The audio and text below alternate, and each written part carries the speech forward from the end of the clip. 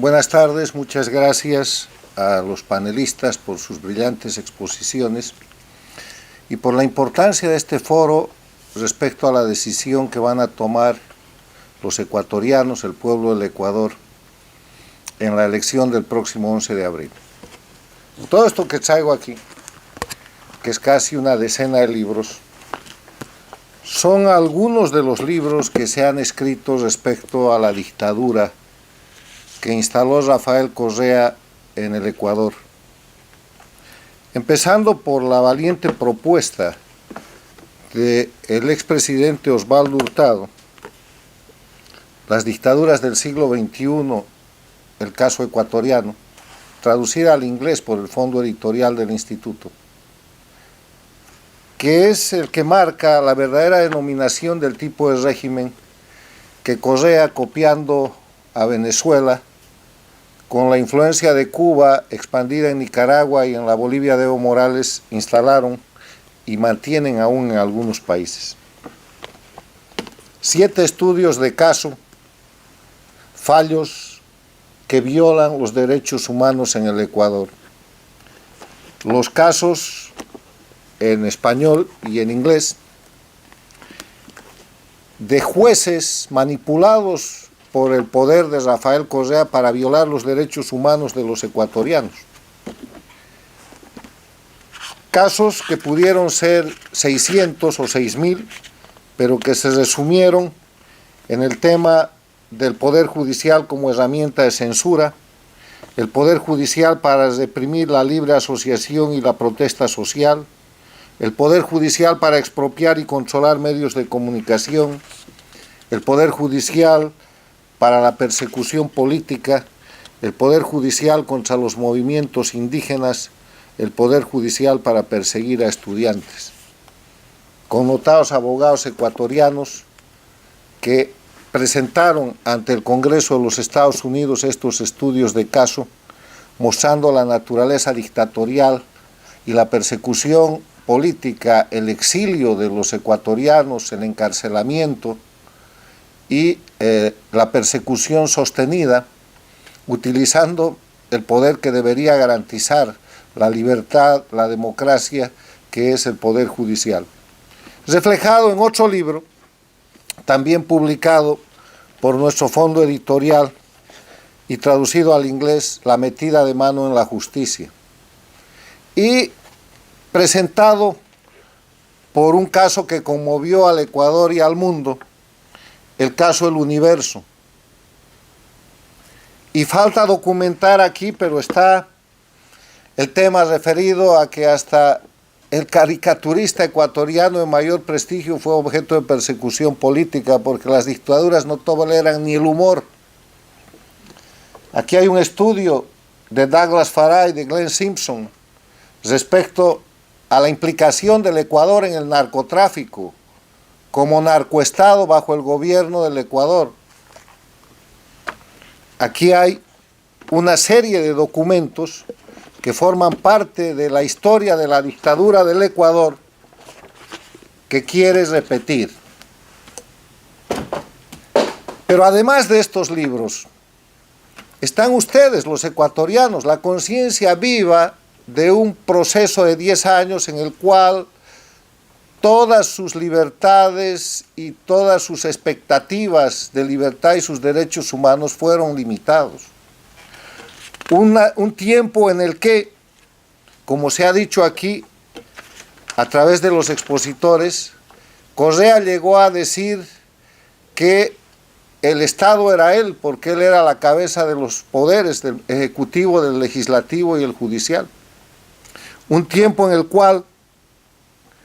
gente de buena voluntad que solamente defendía la libertad y la democracia tuvo que salir del país, y otra fue muerta, y otra fue secuestrada, y todo eso está documentado. Pudiera yo alargarme extensamente en esta descripción, pero solamente tiene el propósito de recordar que el Ecuador no termina de salir de una dictadura, de las dictaduras del socialismo del siglo XXI o del castrochavismo, que todavía permanecen en Cuba, en Venezuela, en Nicaragua y que acaban de recuperar Bolivia y que operan desde el gobierno de la Argentina, que precisamente hoy día acaba de decidir salir del Grupo de Lima para dar su descarado apoyo a la dictadura venezolana. En ese contexto latinoamericano y con la bendición, el milagro, la suerte, como quieran llamar, que ha tenido el Ecuador, de que el Delfín de Correa se convierta en un presidente de transición efectivo a la democracia y que Lenín Moreno sea evidentemente un presidente que ha llevado al Ecuador por cualquier motivo, pero en la política lo que se ve se anota. Lenín Moreno ha hecho un proceso de transición en el que ha devuelto libertad de prensa, en el que ha devuelto libertad en el sistema de justicia, en el que está llevando adelante un proceso electoral de cuya limpieza no se duda. Eso no es el correísmo, no es el castrochavismo, eso es un proceso de transición mucho más efectivo y eficiente que el que no hizo la hoy encarcelada expresidenta de Bolivia, Yanine Áñez. Y en ese camino, los ecuatorianos tienen la oportunidad de votar el 11 de abril para definir una presidencia no entre Arauz y Lasso, no entre una persona con más posibilidad de propaganda o un señor más o menos serio. Este no es un tema de personas, porque las elecciones no son concursos de belleza ni de simpatía. La definición que el Ecuador va a tomar el 11 de abril es una definición entre la dictadura y la democracia. El eje de confrontación está dado entre el prorroguismo, la impunidad, la corrupción, el narcotráfico, la falta de independencia del Ecuador, que volverá a ser sometido al eje Caracas-La Habana, con el control de Nicaragua, Argentina y Bolivia, versus la libertad y la independencia a la que hoy de mayor manera disfrutan los ecuatorianos. El eje de confrontación de la elección es el eje entre la impunidad y la justicia. El eje de confrontación en las elecciones del próximo 11 de abril es que chocan la corrupción, la presión, el soborno, versus la prensa libre y la posibilidad de ejercer derechos en libertad. Yo quiero terminar este comentario después de todo lo que ha sido brillantemente expuesto por cada uno de los participantes del foro desde diferentes puntos de vista, diciendo que los ecuatorianos no tienen derecho a equivocarse. Y no tienen derecho a equivocarse porque ya hay dos precedentes funestos en las Américas, de reciente factura. Hace un año y pocos meses en la Argentina, los argentinos fueron llevados a votar entre un mal gobierno, que era el gobierno de Macri, y el crimen organizado que venía con Fernández Kirchner, y votaron por el crimen organizado, y vayan a ver ustedes dónde está hoy día la Argentina. Con movilizaciones tratando de defender para que el castrochavismo no se apodere de la Argentina, porque están aplicando en la Argentina el mecanismo de control total del poder, tratando de controlar el Tribunal Federal de la Corte Suprema de Justicia para que la señora Kirchner tenga impunidad y para que ellos tengan permanencia indefinida en el poder. Y la democracia se acabó. Y el segundo ejemplo es el ejemplo de Bolivia.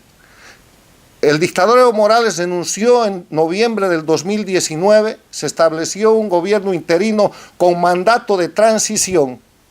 y la presidenta Yanine Áñez no tuvo las condiciones, no tuvo la decisión de cesar la dictadura y de reinstalar la república, que es lo único que se puede hacer para empezar a construir democracia, porque las dictaduras, para quebrarlas, para cesar las dictaduras, hay que romperles su estructura jurídico-constitucional falsificada y hay que evitar la impunidad. Es la impunidad la que permite que vuelvan a surgir las dictaduras. Y Yanine Áñez y su gobierno no hicieron eso. Creyeron que esta era una situación en la que se podía negociar con las dictaduras, les facilitaron un sistema de fraude electoral que presentó un resultado fraudulento en las elecciones de octubre del 2020, y hoy día Yanine Áñez es presa política en ese país que creyó democrático y en el que simplemente contribuyó a reinstalar la dictadura castrochavista, donde, como lo ha dicho el presidente Osvaldo Hurtado, el gobernante Arce Catacora no es sino un títere del dictador en jefe que es Evo Morales, como lo es en la Argentina el gobernante presidente Alberto Fernández, cuando la verdadera dueña del poder se llama Cristina Fernández de Kirchner. Ya tenemos los ejemplos de Argentina y de Bolivia, ¿necesitamos el de Ecuador más? Ya tenemos en la Argentina y Bolivia campañas electorales en las cuales, con fraude, con engaño a la ciudadanía, con sobornos públicos, con manipulación y con recursos extraordinarios, que obviamente provienen del narcotráfico, de la guerrilla, como se ha demostrado en el caso del Ecuador, se ponen candidatos que son simples palos blancos o prestanombres de verdaderos delincuentes que están ocultos detrás de esas candidaturas, que es el caso de Kirchner detrás de Fernández en la Argentina, que es el caso de Evo Morales detrás de Arce Catacora en Bolivia, y es el caso de Rafael Correa detrás de su candidato Arauz en el Ecuador. Los ecuatorianos no pueden ni deben equivocarse, porque está en juego su futuro, el futuro de sus hijos, su libertad, o el retorno a esa década de oprobio que sin duda, vean el ejemplo de Bolivia, no será una década porque cuando vuelven, vuelven indefinidamente. Muchas gracias.